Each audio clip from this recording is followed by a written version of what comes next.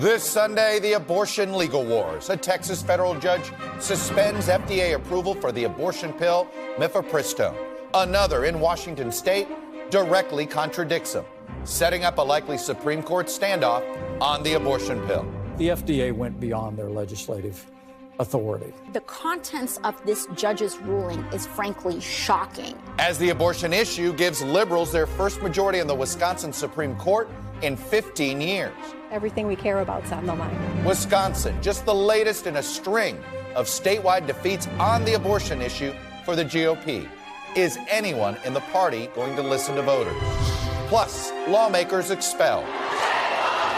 2 black lawmakers are ousted by the Tennessee legislature after protesting on the House floor for stricter gun laws.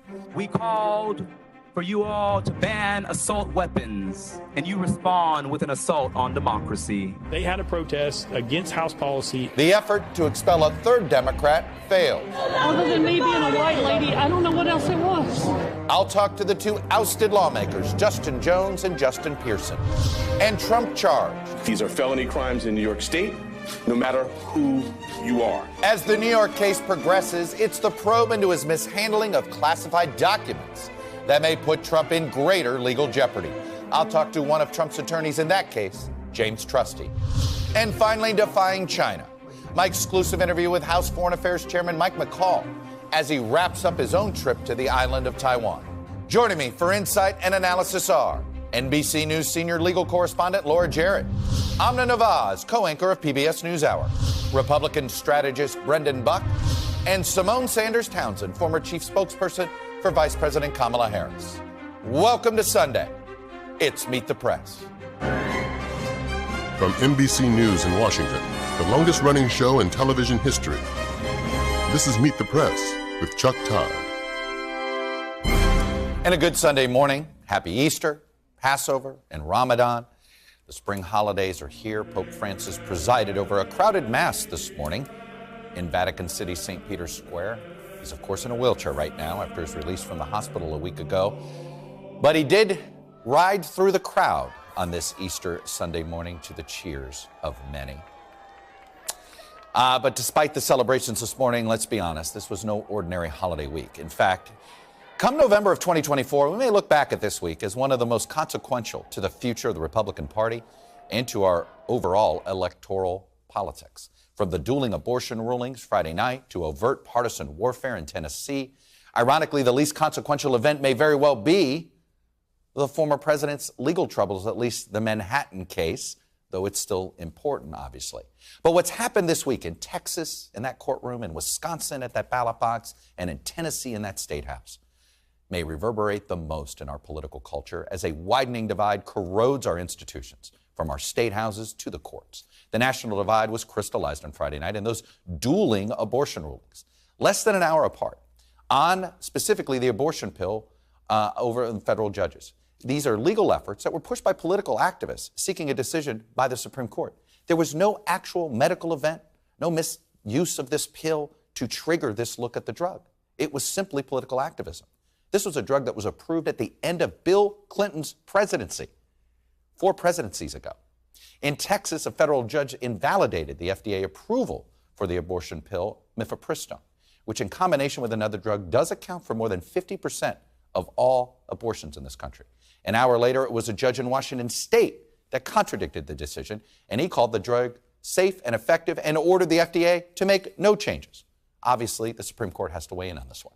But the political divide of the judiciary, which looks very undemocratic these days, is also getting worse on the state level.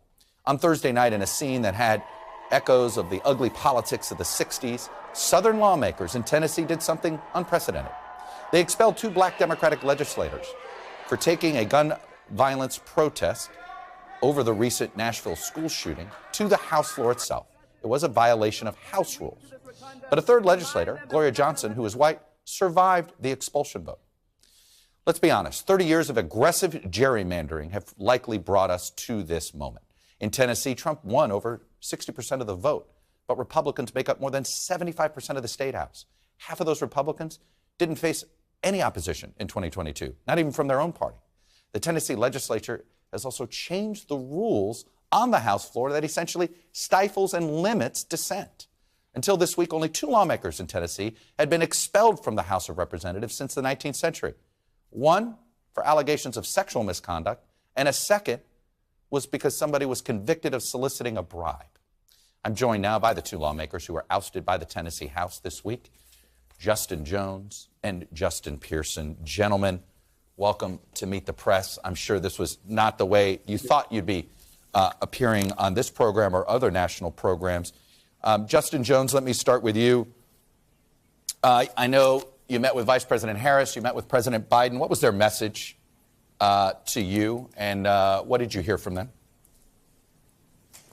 Well, thank you so much for having us on today. I think the most resounding message we're hearing from the White House and across the world and people across this nation is that this attack on democracy will not go on unchallenged, that the Tennessee House Republicans' attempt to crucify democracy has instead resurrected a movement led by young people to restore our democracy, to build a multiracial coalition. We are in the midst of a third Reconstruction here, beginning here in Nashville. And I think what, the message is that we will continue to resist, that this is not the end of that their decision to expel us is not the ultimate authority, but that the people will hold them accountable both at the county level and in the special election and going forward there are through our legal processes. Justin Pearson, have you talked to any of your colleagues or now former colleagues since this vote? Have any of them explained why you were ousted and Gloria Johnson was not?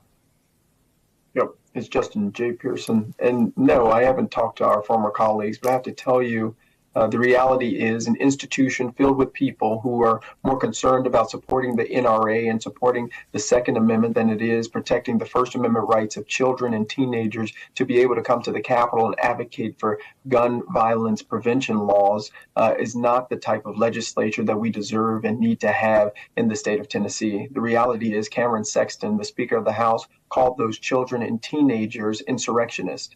And it's that type of language, it's that type of political ideology that is destructive to our democracy. And what ends up happening is the perpetuation of systems of injustice like patriarchy, like white supremacy, that lead to the expulsion of 2 of the youngest Black lawmakers in Tennessee.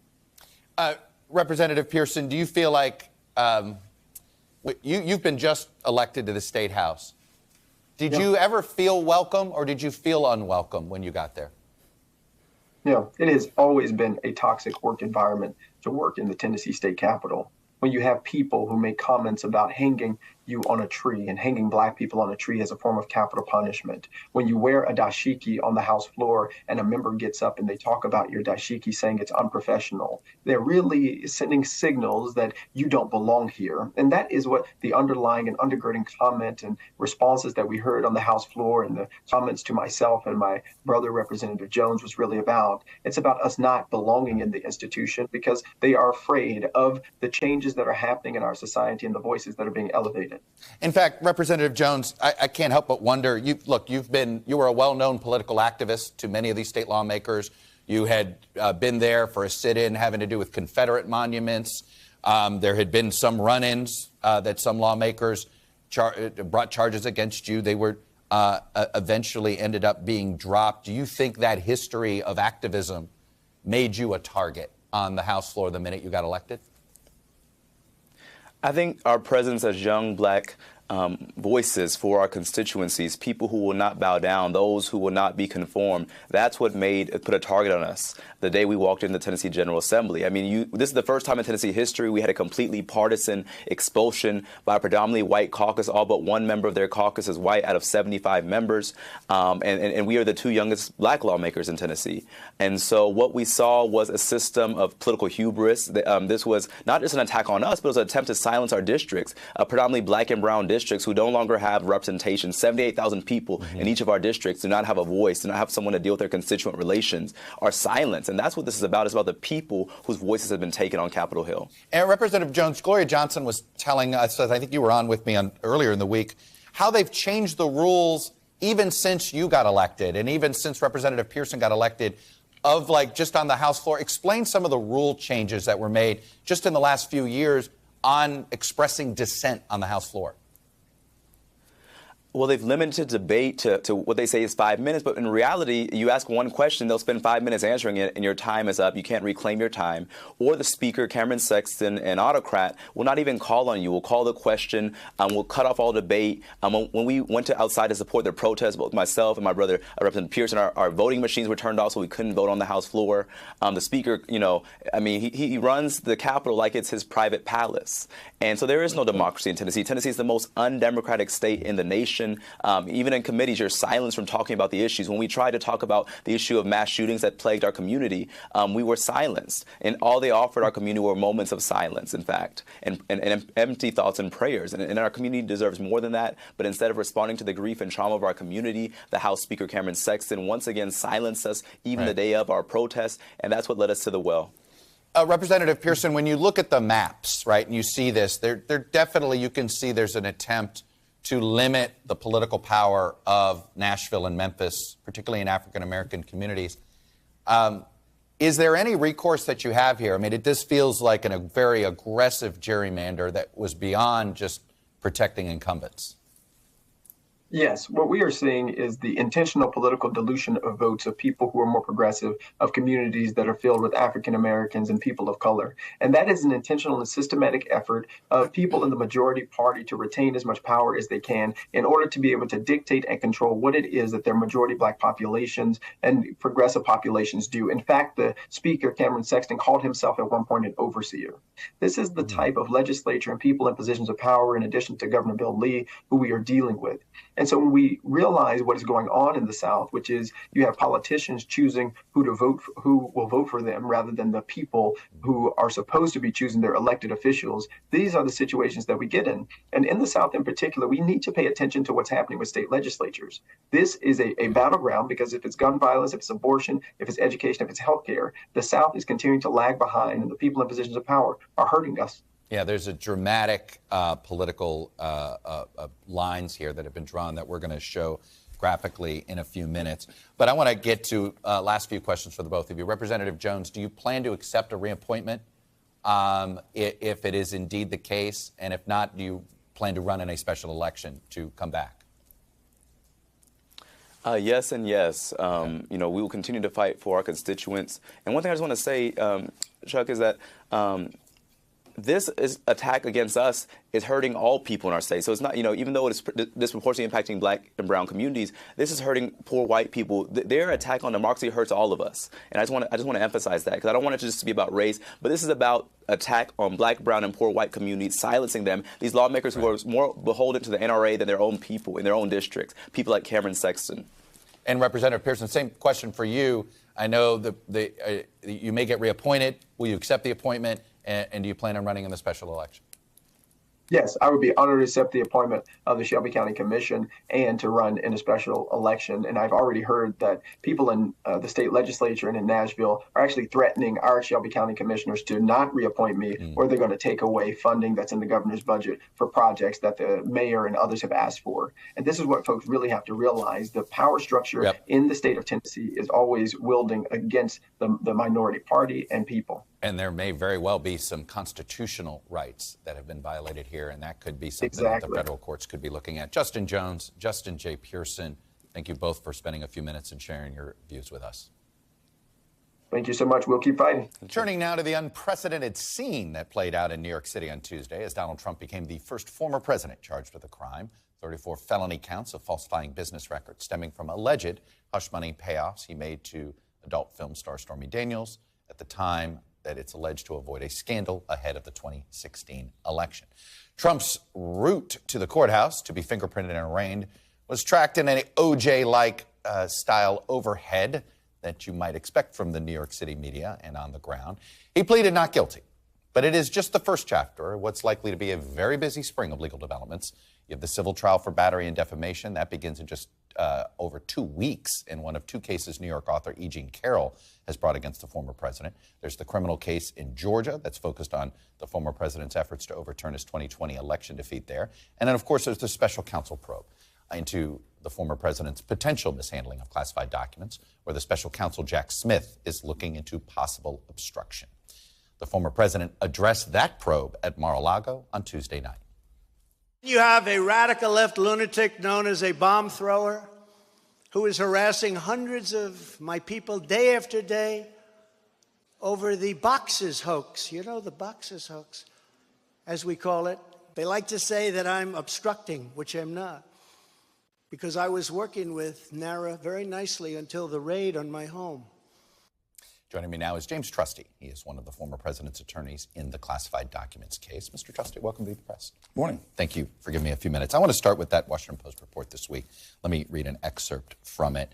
That they believe the special counsel is looking at obstruction of justice as a crime in this situation.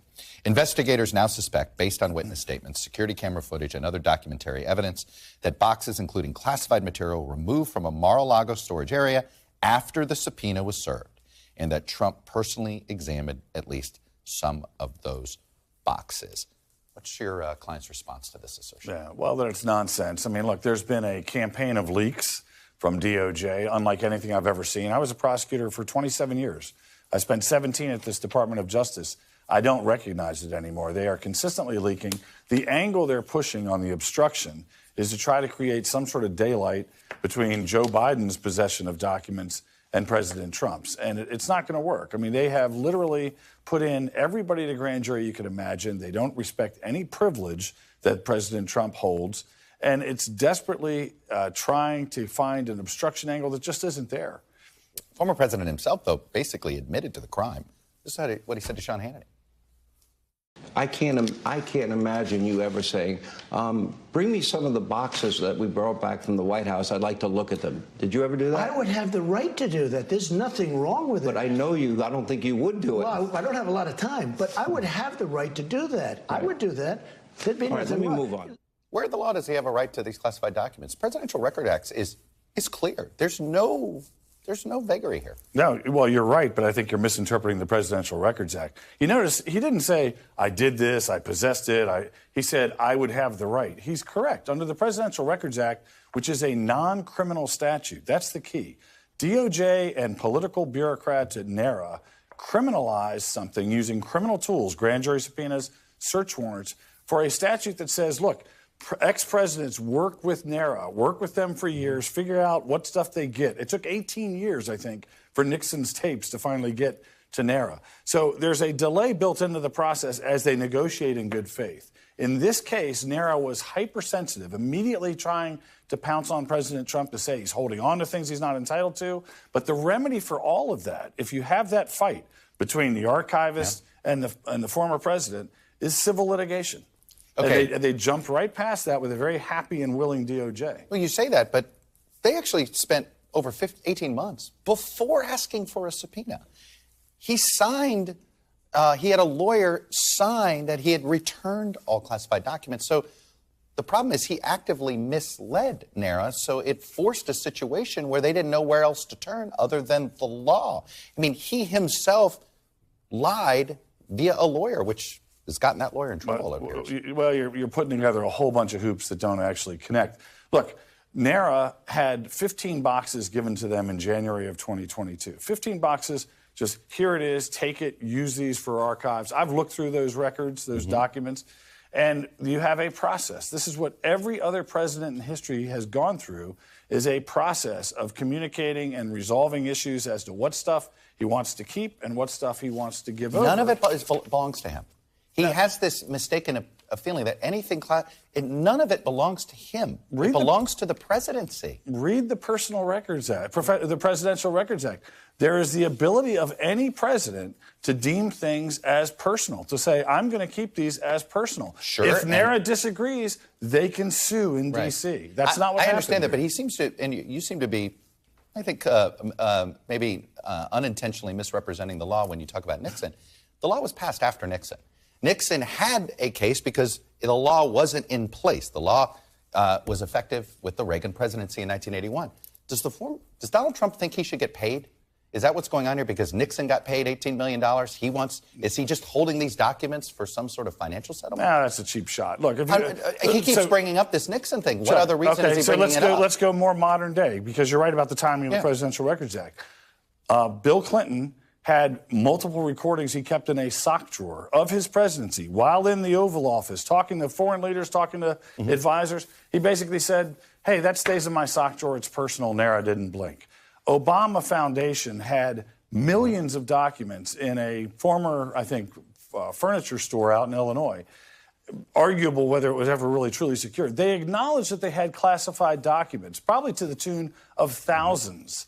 And there was never any blink by NARA. They, in fact, said, we're going to give NARA $3.3 million to help move these documents back eventually when we have a digitized library. That's never happened. Now, the payments may have happened, but that's never happened. NARA was perfectly comfortable accepting money for a move that won't happen for thousands of classified documents in some place near a McDonald's in Illinois, and never blinked. Never any criminal tools, never any criminal referrals. So look, this has a rotten underpinning in terms of bureaucrats being politicized, followed up by an all-too-eager DOJ to criminalize something that's not a crime. And that was the point of the president's comment. He has done with classified documents what no former president has ever done. I mean, you keep trying to say all of those situations you represent, there was actual cooperation by those former presidents to deal with the dispute. In this case, not only is he not cooperating, he is actively not cooperating. And again, he did not comply with a subpoena.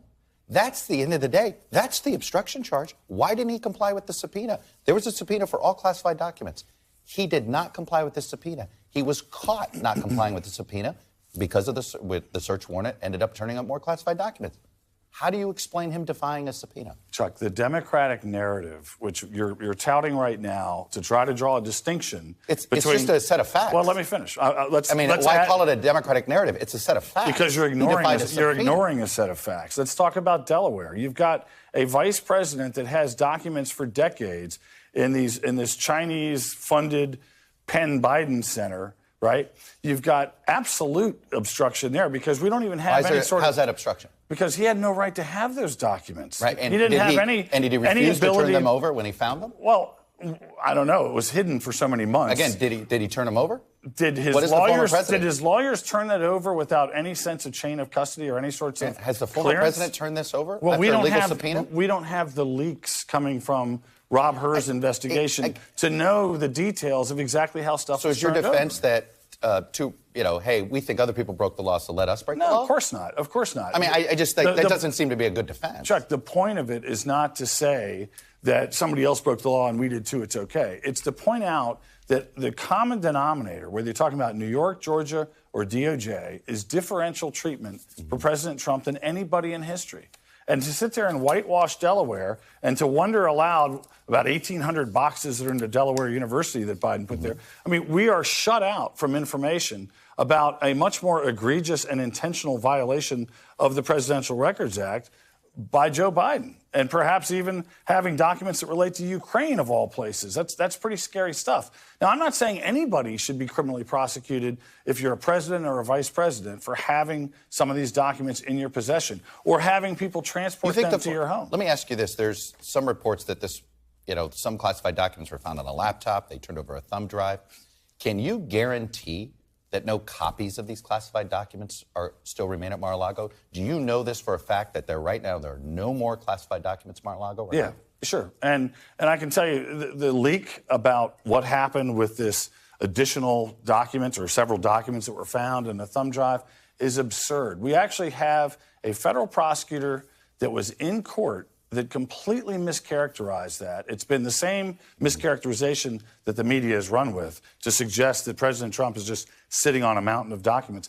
It's not true at all. It was a completely innocuous situation, 4,500 pages of documents with several mixed in that didn't stand out to a low-level staffer, period. When we found out that she had it, we said, did you ever make copies of this? Did it ever go anywhere? And we chased down the chain of custody in a professional manner and immediately turned that over to the FBI and DOJ. They try to run with that as obstruction. It's the exact opposite. Do you know for sure whether the former president got involved with the unpacking and moving of the boxes or not? Yeah. I mean, can you imagine? Does anybody in their right mind really think that Donald Trump came down to Mar-a-Lago while still president, I guess, in January, and said, hey, these are the boxes I packed. Let's be careful with those. That goes in the dining room. That goes in the closet. He told Hannity he could. No, he is not denying any of this. He said, I would have the right to. He didn't pack the boxes. Come on.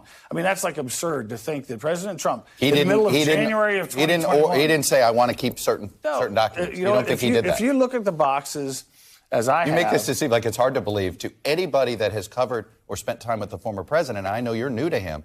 It's perfectly. This is who he is. So you're going to vouch for him packing the boxes? I'm just asking, the idea that he wouldn't do this. He himself just said it. Chuck, you listen to what he said. This is the third time I've had to correct you. It's I would have the right. That's what he said to Hannity. If he didn't do it, he'd say he didn't do it. No, Chuck.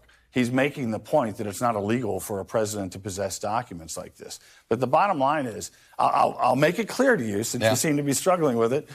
President Trump didn't sit there with masking tape and Sharpies and say, hey, let's sit down Indian style and start packing these boxes and send them tomorrow. I don't think anybody's alleged he was sitting Indian style. I'll give you that. Well, let me ask you this. Let me ask you this. The former president has called Jack Smith a lunatic, a fully weaponized monster, a political hitman. You worked with Jack Smith at the Justice Department for quite a few years.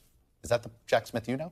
Well, here's the point. I would say two things. One is the president has every right to be frustrated by being politically targeted. I mean, we are crossing a Rubicon where prosecutors can announce, and this is the New York case specifically, and Georgia, hey, I'm going to run for office on the idea of taking down Donald Trump. That is flipping the whole idea. I mean, I was a prosecutor for 27 years. They are supposed to be... Jack Smith, I'm not talking about... Well, let me finish. I'll get to Jack. I'm getting to Jack. Okay.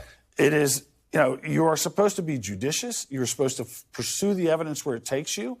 You're to use your discretion as a prosecutor to do what's right. You stand by the comments he's made about Jack Smith, calling him a monster and a lunatic? I'm telling you, there's reason to be frustrated, and there's an unethical nature of this prosecution when the Attorney General holds a press conference that not even a local DA in Butte would do because they know it's against the ethics of being a prosecutor.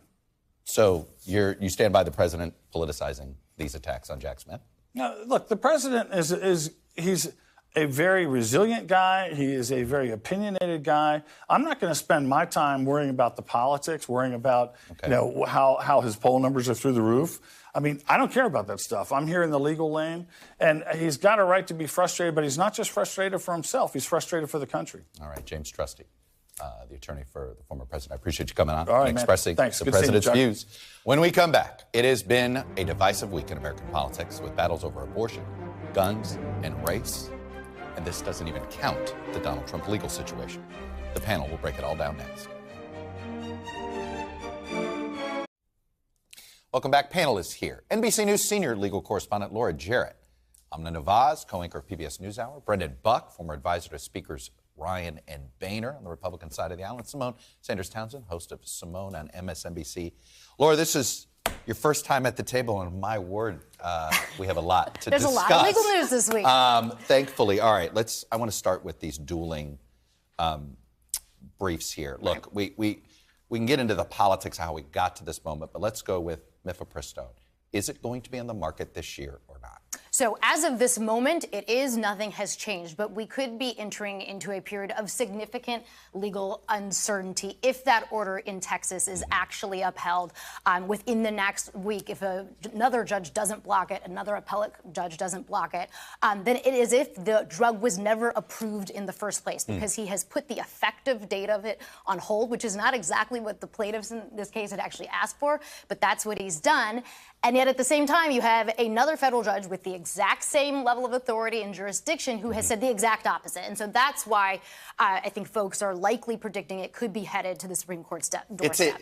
Will it go through the appeals, the two circuits first, or does this get fast-tracked? Well, it depends on what the Justice Department does. I think you're going to see that this week. It's a strategic call. They have already filed a notice of appeal in the Fifth Circuit, but we know the Fifth Circuit tends to lean conservative. Right. At the same time, now that they have filed that notice, they could also decide to go straight to the Supreme Court and not wait for the Fifth Circuit to act, just as a discretionary judgment call. Could the Supreme Court just step in and say, no, we'll take this now, we see this dispute, or is it... They got to wait for the Justice Department to tee it up. And what's this is a conservative majority. Is it in line with the federal judge from Amarillo, Texas? Well, it's interesting because the whole rationale for when they overturned Roe was to say, let's leave this to the states. Yeah. Let's let the states decide what to do. This judge in Amarillo, Judge Kaczmarek, has effectively set a national policy for the entire country and has decided the FDA simply didn't have the authority to do this for the entire country. So we throw Wisconsin in with this, Amna, and now we have a full-fledged. It is hard for me to imagine, and I say this with some trepidation, but it certainly looks like 2024 is going to be another abortion rights election. I think that's right. I mean, I think it's anything we saw from Wisconsin from the last year of special elections and certainly from the November midterms, abortion remains a politically potent issue. And we saw that all the way back to Kansas last August, Michigan and Minnesota earning trifectas in the midterms as well, and then last week, as you mentioned, in Wisconsin. But I think that the context here that Laura is hitting on is particularly important because the unprecedented nature of what we're seeing is what's mobilizing people to turn up on this issue, right? You've never had a court, correct me if I'm wrong here, legal expert, weigh in and overturn an FDA approval in this way. And now we're seeing that uncertainty Laura was mentioning as well. That's what's guiding people to come up because they don't know what their future is. Where you live increasingly determines how you live and your rights as a woman. Brendan, the Wall Street Journal editorial board, who would like to see Republicans get some power again politically, warned them Republicans had better get their abortion position straight and more in line with where the voters are, or they will face another disappointment in 2024.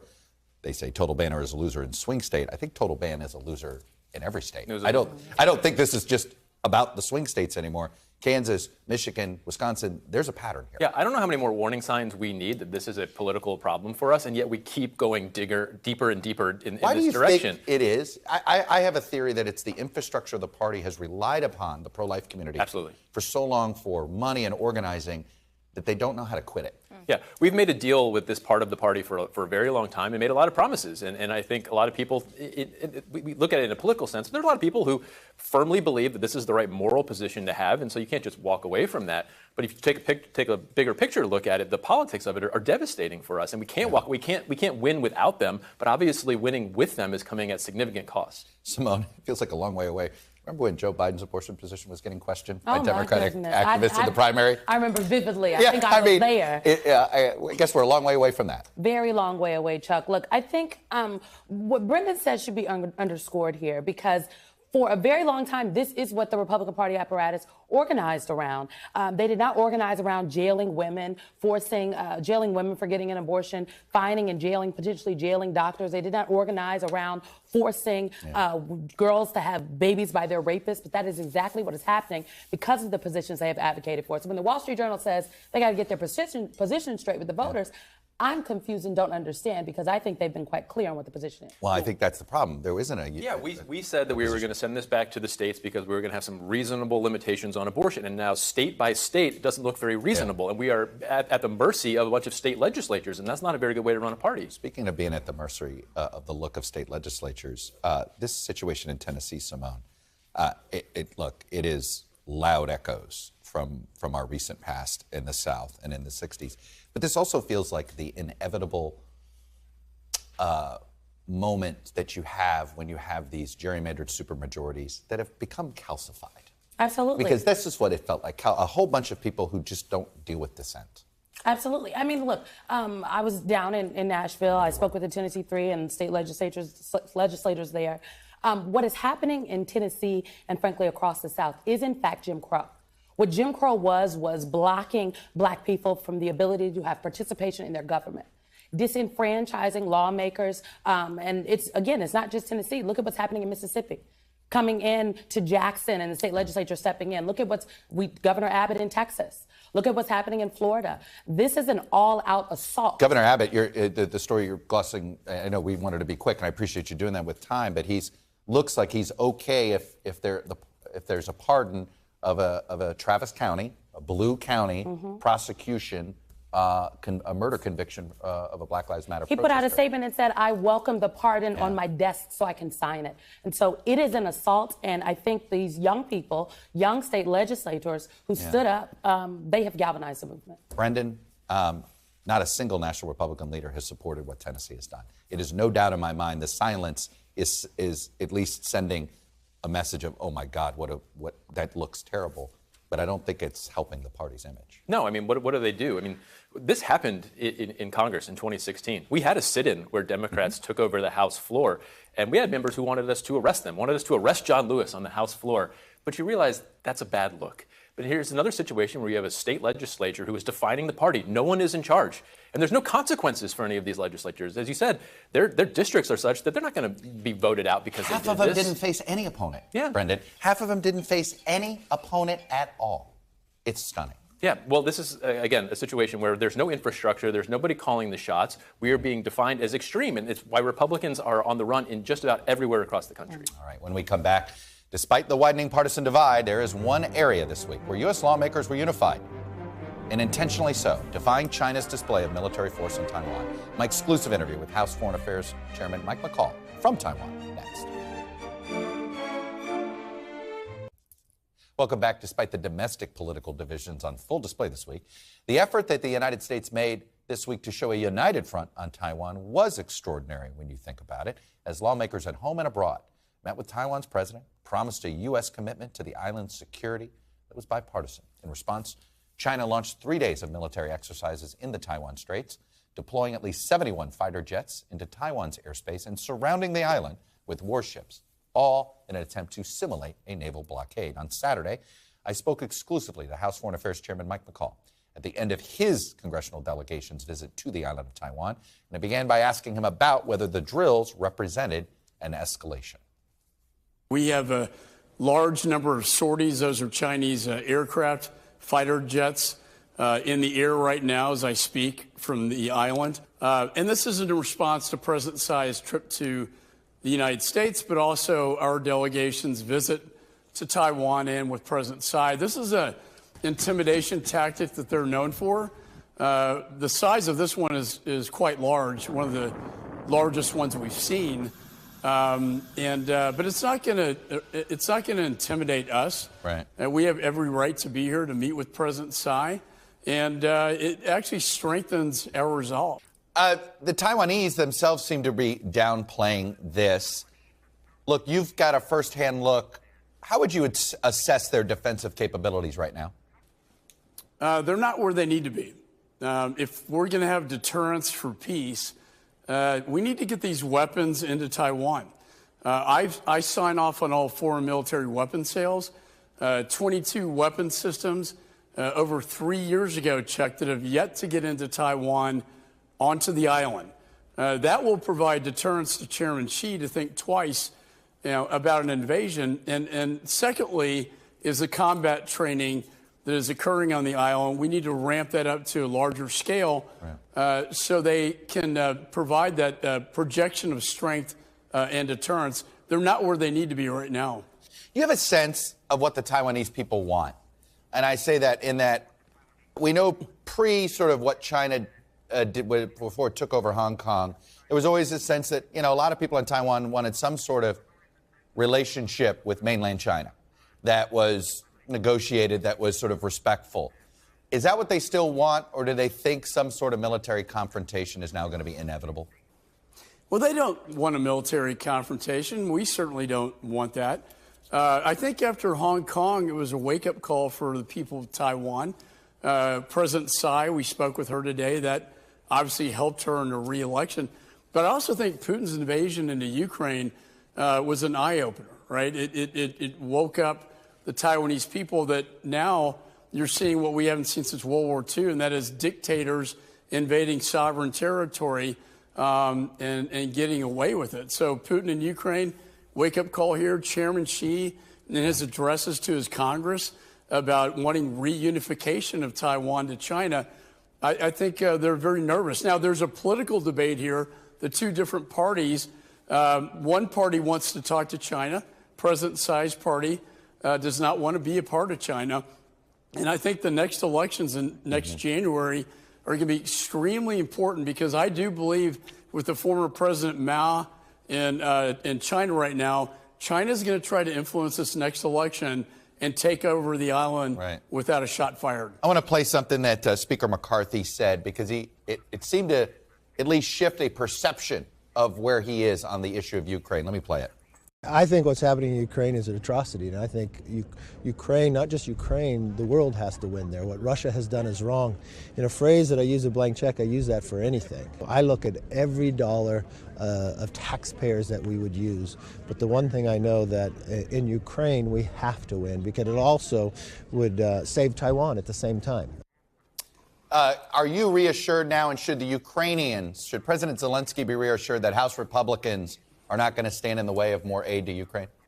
Yeah, I traveled with Kevin, Speaker McCarthy, to Poland, Romania. He's always believed this, felt this way.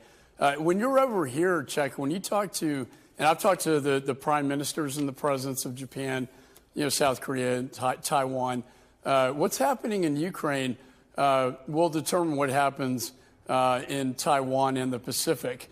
I think the Prime Minister of Japan going down to Ukraine to signal their support, and he said himself what happens in Ukraine today will happen in the Far East tomorrow. I believe the best deterrence to Chairman Xi is a failure for Putin in Ukraine. As you might suspect, I have a fuller interview with the chairman, with Mike McCaul, and you can see the entire thing at meetthepress.com. When we come back, Wisconsin is not the only state where abortion was a losing issue for Republicans in a post-Roe era. I'm going to break down the lessons that a string of setbacks in some key states have for the GOP ahead of 2024.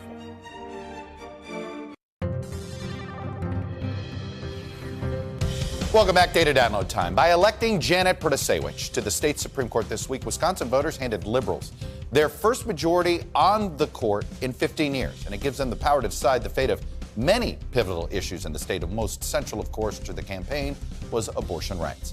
So how did this issue deliver the rare double-digit victory for the left in a perpetual battleground state and the most polarized state in the Union of Wisconsin? Let me show you, because it's not a story that just stays in Wisconsin. Look, here's the 2020 presidential map there. Biden carried 14 counties. Here's the Supreme Court map. Protasewicz carried 23 counties. And look where it is.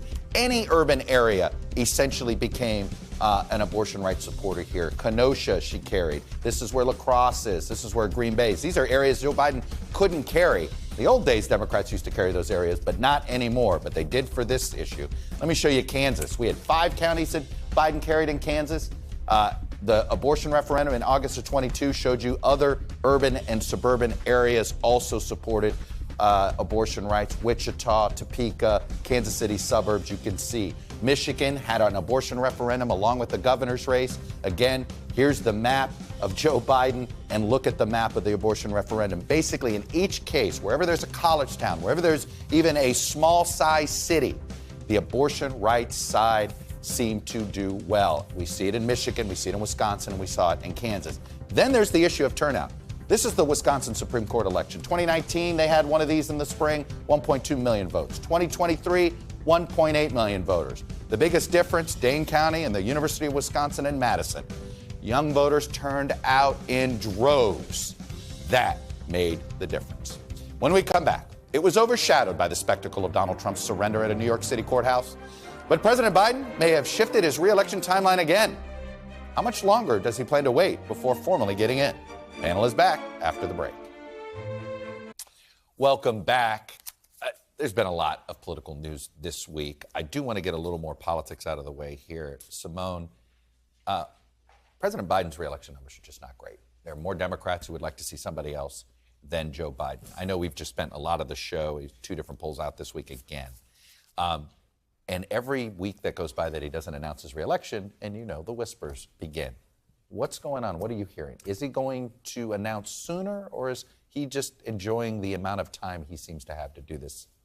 I am hearing that there are contours of a re-election campaign being put together, but it will be President Biden who will make his announcement. Obviously, I think he has a trip to Ireland coming up. So anyone looking to see an announcement in the next 2 weeks, honey, you don't announce a presidential campaign and then hop an international trip. It doesn't work like that. So my guess is something early May, perhaps. Are the Trump legal, because that's what I was being told was early May, are the Trump legal problems at all making them think, stay let's wait on being a political candidate? I don't think that the Biden folks are concerned about are making decisions based on what Donald Trump is experiencing. But I think the reality is that this week demonstrates that the president and vice president actually are in a very strong position.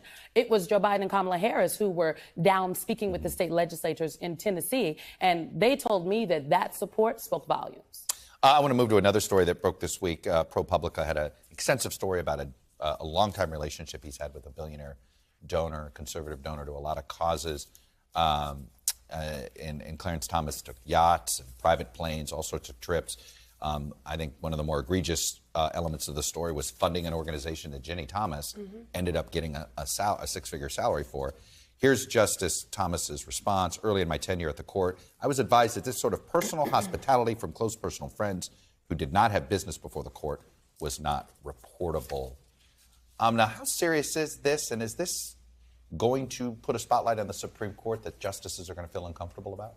I think it's definitely going to increase the heat of the spotlight on the Supreme Court that's already been there. And to be clear, there had been some reporting around this for years. LA Times was reporting on this back in the early 2000s, but certainly not to this extent and not to the degree that ProPublica dug into it. Yeah, if you're the average American reading about this, this is going to feed into the perception that there are biases and there are problems within the Supreme Court, an institution that has been slowly losing trust in the American public, as have all institutions of power in America more recently. I think the bigger question is, what are the rules? What is the law? What is the policy around these rules for Supreme Court justices? The answer right now seems to be they aren't really clear. Laura, look, Chief Justice John Roberts is the head of the judiciary branch, not just the Chief Justice of the Supreme Court. He has been he pushes back whenever Congress attempts to put some constraints on the judiciary here, but he also is well aware that he doesn't want the court's reputation to be sullied. Well, the fact of the matter is that unlike other federal judges, the Supreme Court's justices are not subject to the same rules. There is no ethics code, despite protestations from Democratic members of Congress regularly trying to make sure that they get one. They don't have the votes in Congress to get that done right now. And so essentially, Roberts has said, look, we look to the ethics code as guidance, but in reality, they're policing themselves. They're supposed to disclose gifts, but this whole issue of personal hospitality, which is what Clarence Thomas is alluding to, it was a major loophole until last month. Brendan, the fact of the matter is Congress has much stricter requirements than any of the judges, isn't it? When I worked on the Hill, you could accept a coffee mug, maybe a T-shirt. That's about it. You couldn't get a yacht. You couldn't fly around the world, with a billionaire. Yeah, I mean, I think that's the scandal here, is that there really are no rules, and I think there will certainly be. There's a lot of interest recently in legislating congressional ethics. I could very easily see that focus shifting over into the Supreme Court. There has to be some level of accountability here, and clearly doesn't exist. All right. What a week, and it was supposed to be a holiday week. That's all we have for today. Enjoy the rest of your holiday weekend. We'll be back next week because if it's Sunday, it's Meet the Press.